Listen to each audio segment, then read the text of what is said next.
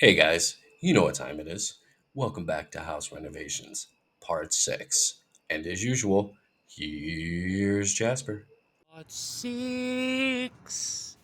Hey guys, and welcome to part 6, where we're hopefully finishing the siding today and getting to paint. But the only way we get to paint is if I work smarter, not harder. First up on the docket was getting some plywood down so we can attach the shingles. Alright, so the plan is right above here, this area right here, we're going to cut a whole piece of plywood so we can put the siding on, and it's going to be cut out to the dimensions of that. Same thing with right here above the door. So right here, from here where you see that line, which I wish it would focus, see the line,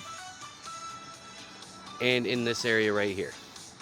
So from here, just like that, and then just like that. So, as you can see here, I wrote down some diagrams for you guys. Dad measured, I wrote down the dimensions, and then we cut the plywood. Check it out.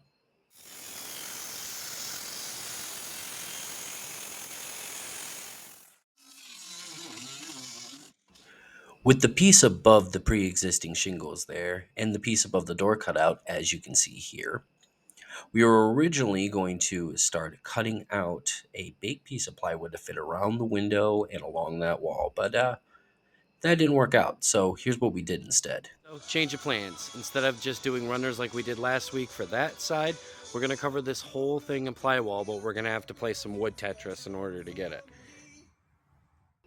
As I mentioned earlier, as you see in this diagram, we were originally going to cut that big piece out, but didn't work out. Here's the final result. Plywood is in place. It's time for the fun part. Those. Always that first layer that gives you hell, huh, old man?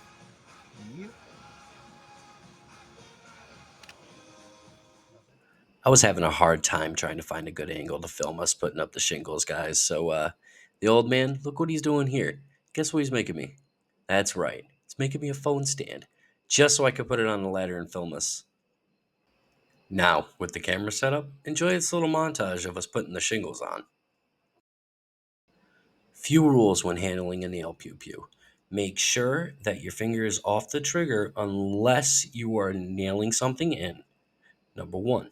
Number two, if you are going to move it, as you see sometimes in these clips, I do pass it behind my back for two reasons. One, keeps you from tripping on the hose, and two, it keeps you from accidentally misfiring.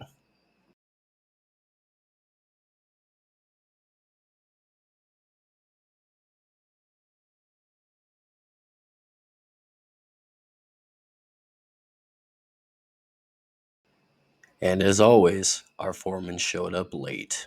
As I live and breathe, our foreman, late again. You're lucky you're cute, you know that, right? Mind you guys, it's almost 2 in the afternoon and we started work at 10.